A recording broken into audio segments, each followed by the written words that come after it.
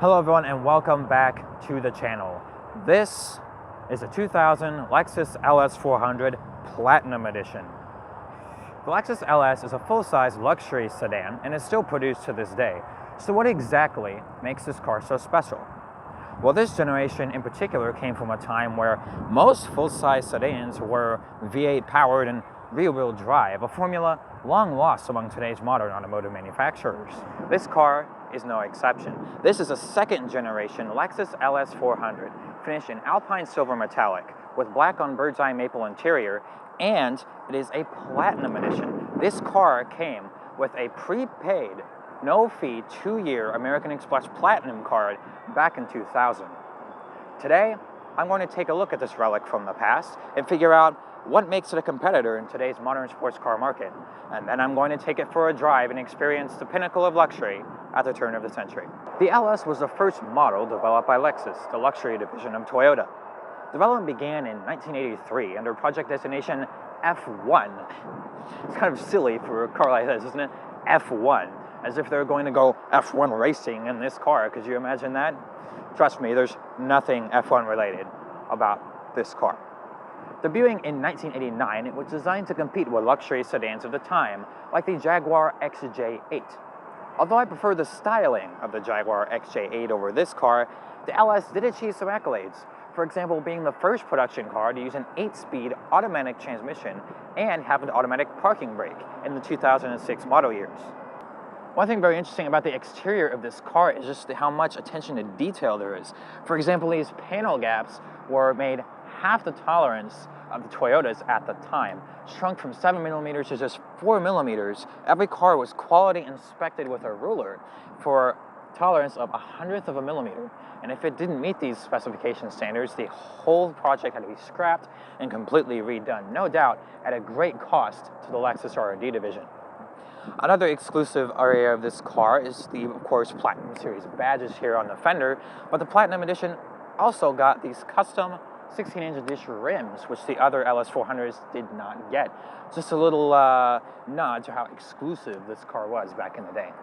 Another fun fact about this vehicle is that additional accessories such as the headlights, taillights, and front grille and things like that were actually spring-loaded, so that when they were put into place, they would be under an extreme amount of tension and stay in place for longer periods of time and maintain a perfect gap all the way around. So much of this car is over-engineered, and it becomes apparent the farther you look into this vehicle.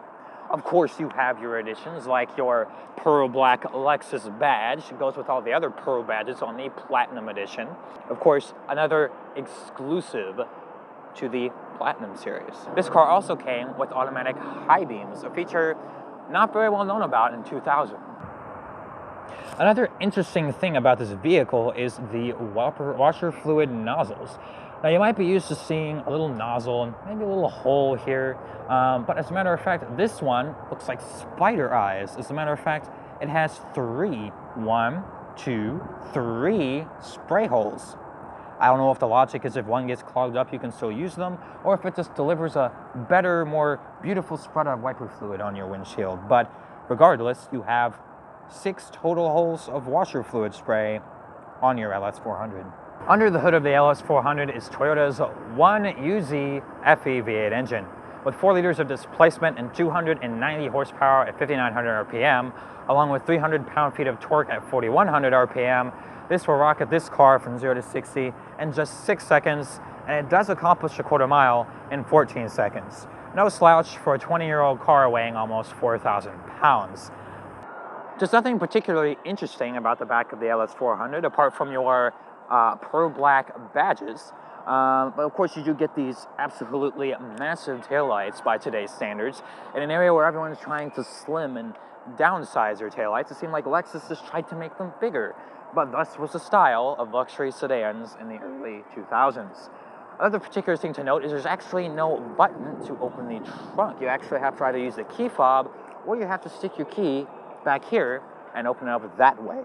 But one particularly interesting thing is just how heavy this trunk panel is. I've never felt a heavier trunk in my life. You might want to lift some weights to lift this trunk up. It is very hefty, and but very well sprung. So a few interesting things back here in the trunk of the LS400. Of course, you've got your super plush floor mat that says Lexus embroidered on it, as if you would expect anything different from a flagship luxury sedan of the 2000s. But one of the most interesting things back here is actually this little cubby you will see right here, and inside it is positioned a little case. And in this case is the official Lexus toolkit. That's right, when you purchased this car, it came with its own bespoke little toolkit that you could fix if you ever happen to have mechanical issues by the side of the road. Highly unlikely, since this vehicle was manufactured by Toyota. The toolkit came with a few little items. For example, a screwdriver, a pair of grips, 2 wrenches in a 14, 10, and 8, and 12 millimeter range. Each one is 2-sided, that's 4 sizes. But it came with these sterile latex powdered surgical gloves. These are original to the car and have never been opened, something I find very interesting with a car with over 200,000 miles on it. It also came with this funky little light thing. I've never seen anything like this. If someone could tell me what this is in the comments, I would greatly appreciate it. Other than that, that pretty much concludes the toolkit. There are a few pairs of these gloves here. It looks like 2 of them. But I'm not going to be opening them because they are, in fact, a time-cherished relic. And I would hate to diminish the value of this vehicle. And when you're done with the toolkit, all you simply do is take it and slide it right back in where it came. And it goes in a specific way. This little thing has to be angled towards the outside of the vehicle, so that way you can grab it to release the catch when you grab it. This actually releases this little pin here on the underside of the case, so this actually locks in place in this compartment. Very over-engineered, but it keeps your toolkit safe and ensures it doesn't fly around and damage the cargo compartment of your precious LS400. Hopping inside the LS400, you see not too many interesting features, but there are a few things of note. For example, though your power mirrors would usually be on this door handle, all the extra controls just took up too much space, so they decided that they would put the power mirror controls right here on this little panel. You've got your left and your right selector, and of course your arrows to control the mirror. So what, might you ask, goes in the regular mirror control area?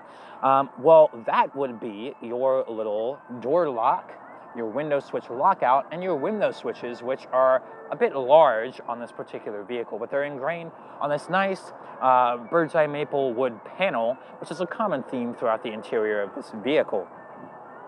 Feature to note is that all these windows are fully automatic, up and down, something that you kind of have to spend some money to get, even in 2020.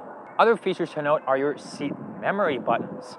These, are on the side in some vehicles, but the little button next to it strikes me as kind of odd. You see, this car has power adjustable seat belts. That's right, power adjustable seat belts, something I've never seen in another production car as in my entire life. This vehicle definitely has some standout features. As you can see, you push the button, the seatbelt moves up or down, and you can move it wherever your heart desires. So while we're inside this LS400, you will notice that just how much footroom there is here. Now I've got the seat a little far back for me. If I were to move it forwards as it was supposed to be, then you would have a little bit less. But the funny thing is, you don't have to do that. As a matter of fact, when you start this vehicle, the seat moves forward and the steering wheel tilts to where you last had it. This was, of course, designed to be the flagship model of Lexus in 2000, and it definitely shows, even with its age. Other interesting features to note is the fact that there is a keyhole in your dash right here. This is actually to open your back trunk. You see, people thought that, well, you would want to lock your trunk even when you were inside the car, and you wouldn't just want somebody running up and opening it, so you could lock and unlock and open the rear trunk just with the push of this keyhole or a twist of your key. And you might think that's it in this little area of the LS400's interior, but that's just simply not entirely true. You see, what might look like an unassuming place right here, a little plastic panel, is actually a door. I think it's one of the smallest storage areas I've seen in the vehicle to date. Like seriously, what are you gonna fit in here? But it is felt lined and thus could hold your most valuable piece of graham cracker. I don't know. You have the turn signal star. Nothing particularly interesting about this, except the fact that you can see it does have automatic high beams. A feature not very often seen in cars of 2000, let alone cars today. You usually have to pay a decent amount of money to get that. But I guess they figured, well, this is a very high-end car, so why not give them a little something extra? Of course, over here you have your wiper stock. The only interesting thing I can find about this is the fact that your wiper fluid spray button is actually not on the stock itself, you know, pulling it forwards like you would in a normal car. You instead have to push this little button on the end here, and this fans out your spray. And you can see what I talked about earlier. You actually have 3 little squirts that come out all different directions, I guess to get more coverage, to make sure your pristine car has a pristine windscreen. Moving on to the center stack of the Lexus LS400, we actually had your climate controls and your radio. Now, there's nothing particularly special about these, except for a few select options. For example, you have your dual zone climate control, which was kind of a big thing back in 2000. Of course, you have your driver's and passenger's temperature, but this also had the auto hold feature. You could set it to a select temperature and then push this button and it would hold whatever temperature you decided to cool or heat your LS400 to. Moving down from your climate controls, you actually have your Lexus stereo. This particular vehicle came equipped with a Nakamichi premium sound system. This is a pretty rare feature when it comes to LS400s of the era. From what I understand, not many of them have them. This has a 6 CD changer, which we will get to in a minute. But first, I want to talk about the accessibility of your sound tweaking functions. Most of these functions are hidden under 3 or 4 different screens in modern cars, and they're a hassle to try and deal with because you're trying to drive, but not in the LS400. All you have to do is look down at these knobs here, and you can adjust your bass, your mid, your treble, your balance, and your fade just with the twist of your hand. These knobs also have a small indent on the inside in the center, so they click into place when they get to the center, so you know exactly where that is. You also have your cassette player, something I'm not used to seeing in vehicles, but back in 2000 that was pretty standard stuff. If you didn't have CDs or if you preferred a cassette, you could just pop it right in there and it will play whatever you have on your little plastic boxes back in the early 2000s. Moving down from your stereo system, you have this series of buttons. VSC off would turn off traction control, that's pretty standard. And these 2 buttons control your heated seats, one for your left, one for your right. Something I find kind of weird is the fact that it only has 1 level, on or off. With as over-engineered as the other stuff in this vehicle, I find it hard to believe that you can only have your heated seats hot or not. It's just interesting to me.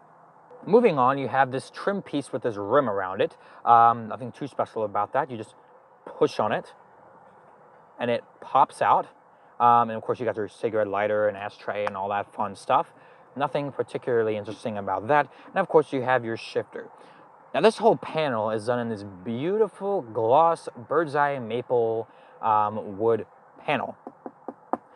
This is actually real wood. I mean, I wouldn't expect any less from the pinnacle of luxury in 2000, as well as your shift knob, which is coated in this wood as well. And then down here you have your little switch, power, ECT, and snow. This is like sport mode. You will push this switch forwards and it puts it in power. You push that down, that's just regular everyday driving. And then once you push this, it just goes into snow. But one interesting thing to note is that it doesn't click. You push it and it just returns back to its position. Now another item of note is that you might see this black panel here. And you might also say, well, I didn't see any cup holders. And that's because when you push down on this little panel, these cup holders pop out in place, and you have places to put your drinks in your LS400.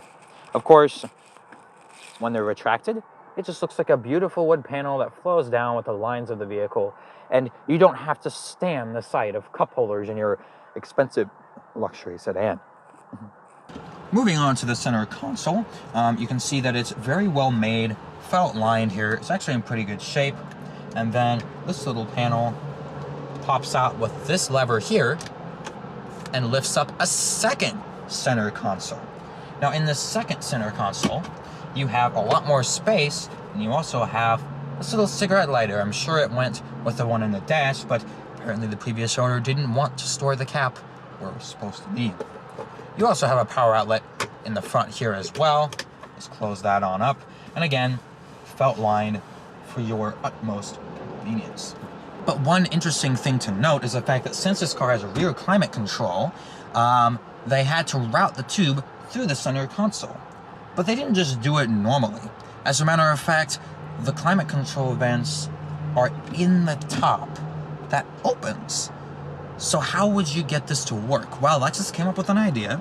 When you open this, you see there's this grate here with this rubber seal around it. This is the tube that your climate control air comes through in order to come out these vents, which then comes out these vents in the top back here. Very interesting design by Lexus. So moving on to the side panel here, it looks like the car has two glove boxes.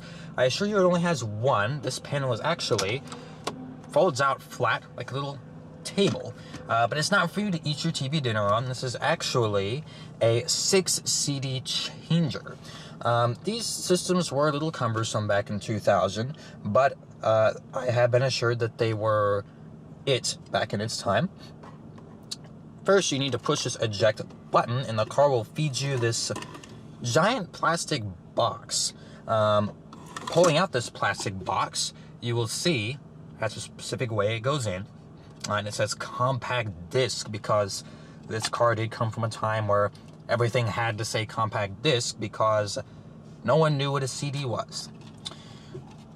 So to get these little CD trays out, which is what the car uses to load your CDs into its stereo, you have to push this little gray button on the side, and then you can grab one and they slide right out. Push it again, and you can pull out specific ones, although it is a little difficult to get just the one you want if you're pulling from the middle. So it is suggested that you actually pull the first one out to get to the ones below it. When you're finished loading up your favorite Van Halen CD, all you have to do is just pop this in the way it tells you through this little flap here that keeps everything nice and closed. Insert it the right way, line everything up, and then feed it to the car. It'll think about it for about 5 years, and then when you're done, you'll have 6 CDs that you can play non-stop and jam out with your power moonroof open. It's still thinking about it, by the way. But while it's doing that, we will also show off this little cubby here. Now, you might think that's for some extra storage, maybe for your leather gloves or your designer sunglasses, but that's actually not true. As a matter of fact, this is the perfect dimensions to fit a CD case, and it will fit, it looks like about 6. Hopefully. Because if not, well, you'll just have to find somewhere else to put your favorite Backstreet Boys CD. This also has some vehicle dimensions on it. It has your vehicle capacity and weight, recommended tire size, cold tire inflation pressures, mostly things you would probably expect your highly paid Lexus mechanic to know when you take it to the dealer. Because honestly, if you could afford to buy this car for 70 grand new back in 2000, would you really be turning a wrench on it by yourself? You'd probably take it to the dealer. So you guys are now joining me in the back seat of the LS400, where we will go over some of the interesting features that the car has back here. First thing that comes to mind is just how roomy it is. You could practically raise a family back here, and that is because these cars were used to transport CEOs of companies back in the day. This is actually a highly sought after corporate limousine, and it really does show in some of the little amenities that you might take for granted. For example, The back has a automatic window switch, just like the front, so instead of having to hold it down like a peasant, you can just push it down once, and this window will roll all the way down, or you pull it up once, and the window will roll all the way up. All little things we take for granted in modern-day vehicles. But what strikes me as very interesting is in the door panel here, you will actually see this little raised indentation in the armrest. Now they might say, why would they have this indent in a car that was designed for comfort? Wouldn't it get in the way of your fingers and make your trip slightly more uncomfortable? Well, that might be true. But what's underneath it makes the trip very much more enjoyable. As a matter of fact, you have this little thing you lift up on, and it is a panel. And inside this panel, there is, in fact, a cigarette lighter. Just pull it out, light up, and enjoy the open road. You also got your own ashtray, and this is the same for both sides of the vehicle. Moving down here, you can actually see exactly what I was talking about with the climate control vents. These are fully adjustable, as you would expect, but they route through this top portion of your center compartment. So that's what all that ductwork is inside of your center console. It allows you to get that fresh, cold Arctic air you desire while still being able to use the glove compartment. Alright, so I'm about ready to drive this LS400. We're going to get it on the road and just get some initial driving impressions and see how this car handles compared to some of the sedans of the era. So something that immediately comes to mind driving this car is just how well made it feels. Everything feels heavy. It's very responsive. I mean, the brake pedal is very sensitive, which is a good thing. It's got very good power assisted brakes.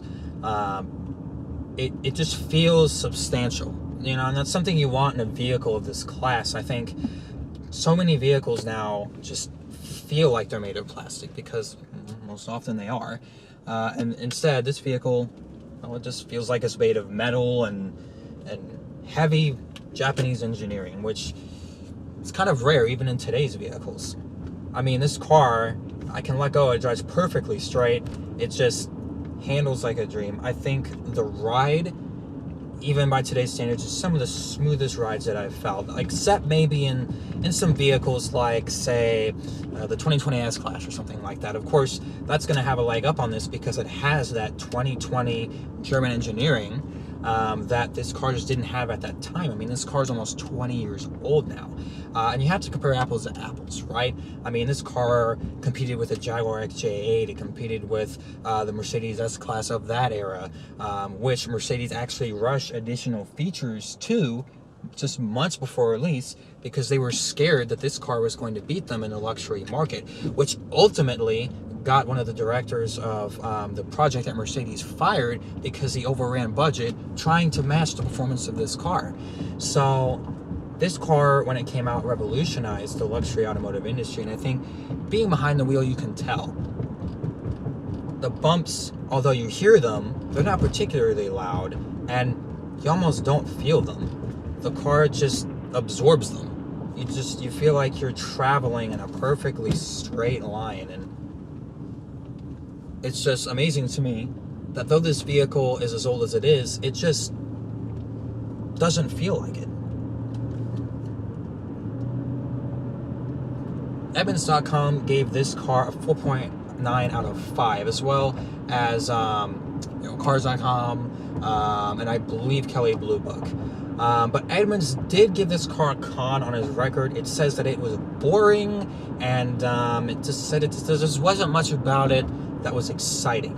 And I beg to differ. This car wasn't designed to be a quarter-mile rocket or smoke the latest Porsche off the line. And while this car has plenty of get up and go from its 4-liter V8, it was designed to get you somewhere in style, not quickly. The journey was the key of this car, and it does that very well. You feel like you're driving a well-made, well-engineered piece of machinery, because you are. Plus, a pro of this vehicle is that it can also do this pretty well.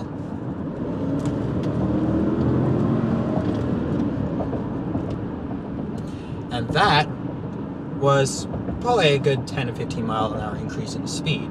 While this car might not be the latest and greatest in performance standards, 0 to 60 in 6 seconds still isn't bad. Another experience I enjoy about this vehicle is just how open the interior feels. You feel like you can stretch out. You feel like you can just, well, not that you should, but you feel like you could take a nap in peace and still drive this car. The steering is just very light, but yet very responsive. I mean, the pedals are very light. You have this really nice thing you can rest your arm on here. It's just the creature comforts go above and beyond. I mean, sitting here at this red light, apart from having my hand on a steering wheel, you don't feel like you're in a car. You just feel like you're sitting there. You almost don't feel anything.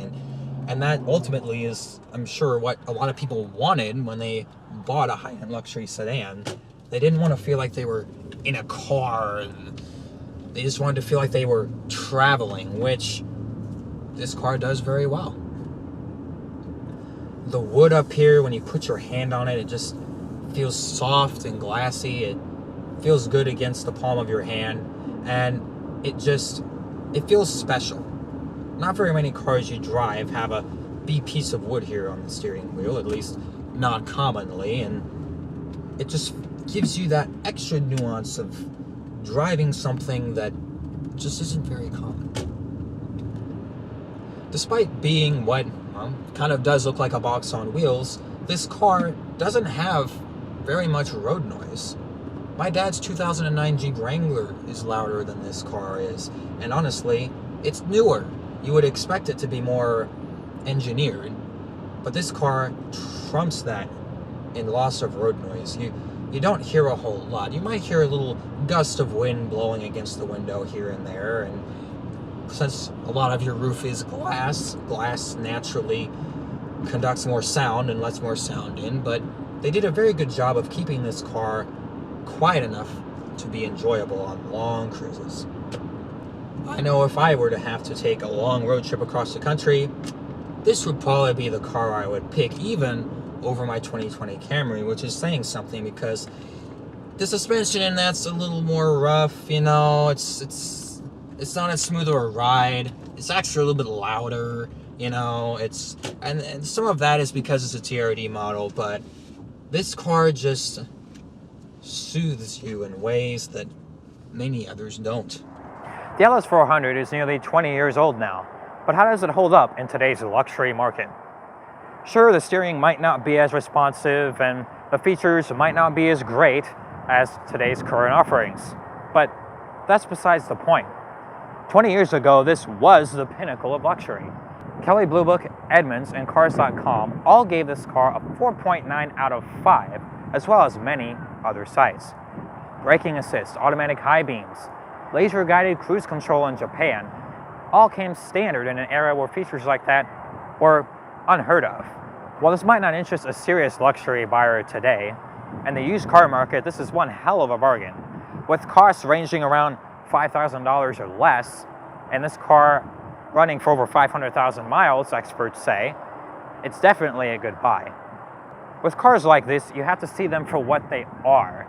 And I see this as a tremendous car that puts a smile on my face as much as it did for someone driving it off the lot brand new in 2000. That concludes my thoughts on the Lexus LS400. If you enjoyed this video, don't forget to hit the subscribe button and hit the bell. Get notified of when I upload. For more car content reviews and performance driving videos, don't hesitate to subscribe to the channel, comment down below what you want to see next, and stay tuned for more interesting vehicles from interesting people.